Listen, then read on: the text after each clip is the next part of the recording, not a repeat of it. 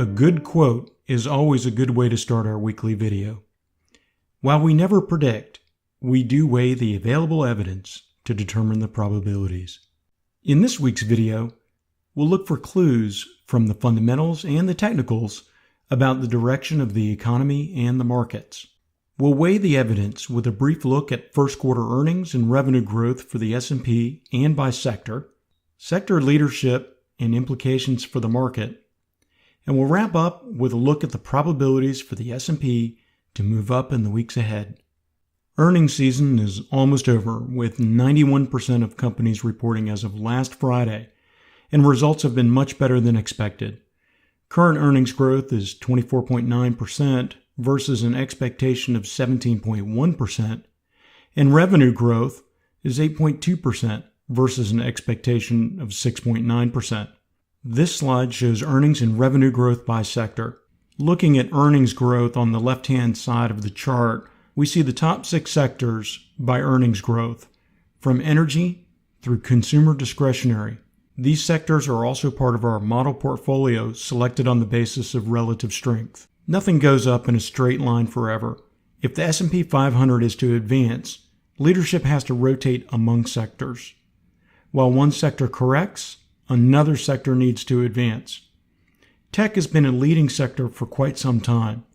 Recently, we've seen a rotation into energy, financials, and consumer discretionary. Consumer discretionary is driven by consumer spending at retail. Retail sales, which is an early indicator of GDP, came in this week, and it increased by 0.3%. Consumer spending makes up 2/3 of our economy, so this indicates that GDP growth will continue into Q2.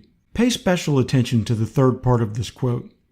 Picking a good spot to enter is important, and as we look at the next several charts of sector performance, remember that these trends have been underway for some time. We're looking at the following charts as evidence of the health of the overall stock market and not as investment recommendations. Now we'll take a look at the year-to-date performance of the S&P 500 and sector performance, and what it tells us about the probability of good things happening for the stock market.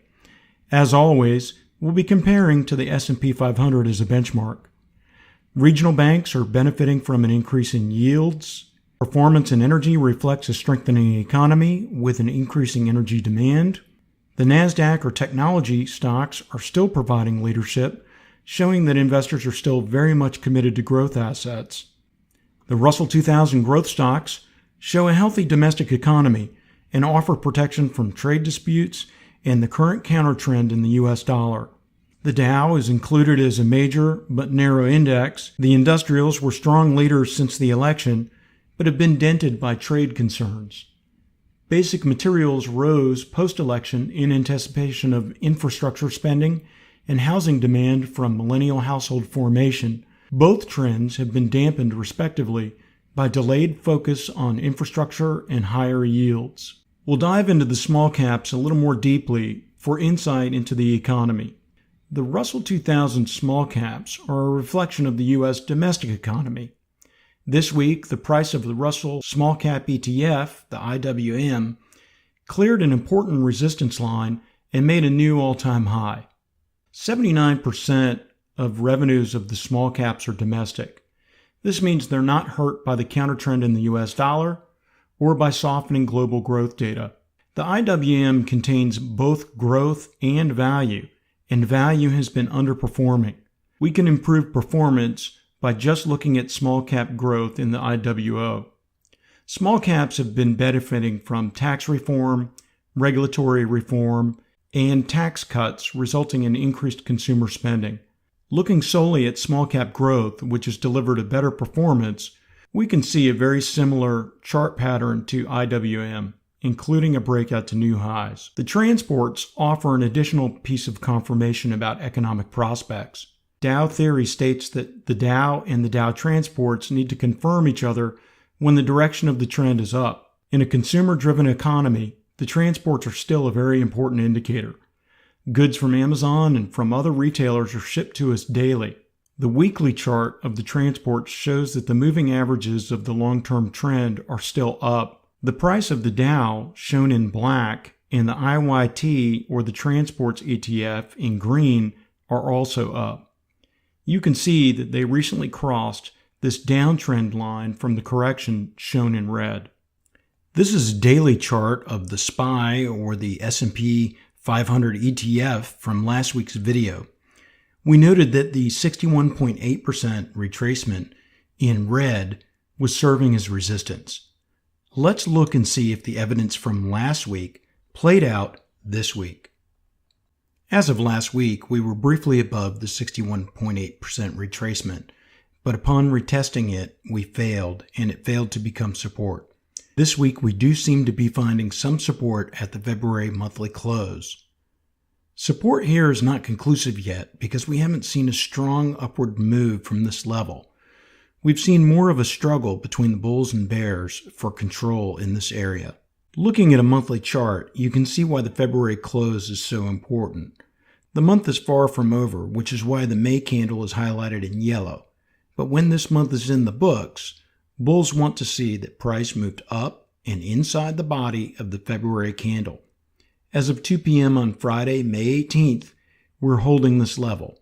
The pattern within this box bears some resemblance to a bullish morning star pattern that signals a reversal. Here's a textbook example of the pattern. The actual pattern above doesn't meet all the technical requirements, but it is another favorable piece of evidence about the health of the long-term upward trend. This chart may look complicated, but we're going to focus on a few very simple things. This is a daily chart of the SPY, the S&P 500 ETF. The descending green line and the ascending red line form the current inverted triangle that price is trading in at the right side of the chart. There are two simple takeaways from this chart. Notice that we're finding support here.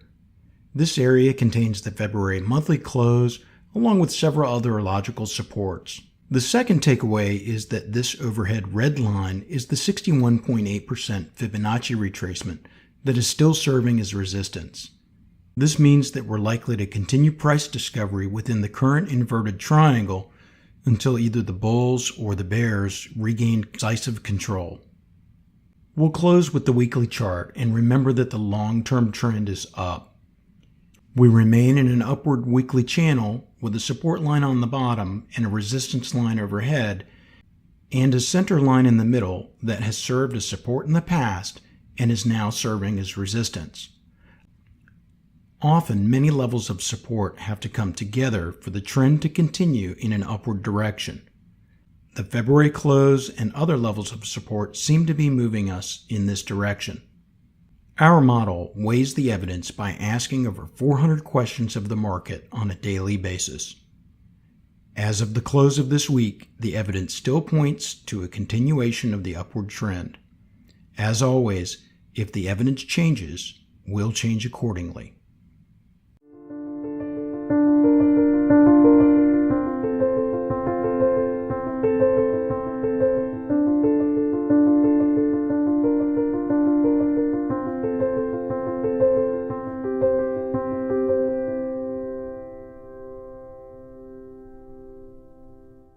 The information in this video cannot address the specific investment objectives, financial situation, or particular needs of any viewer. The information presented is solely for informational purposes and is not a solicitation or offer to buy or sell any security or financial instrument. None of the information in this video should be taken as investment advice. Any opinions expressed in this video are subject to change without notice. Caliber Capital Management, LLC, or KCM, is not under any obligation to update or keep the information contained in this video current. KCM, its officers, employees, or clients may have an interest in the securities, related securities, or derivatives of the securities referred to in this video. KCM accepts no liability whatsoever from any loss or damage of any kind arising out of the use of all or any part of this material. KCM recommends that you consult with a licensed and qualified professional before undertaking any investment decision.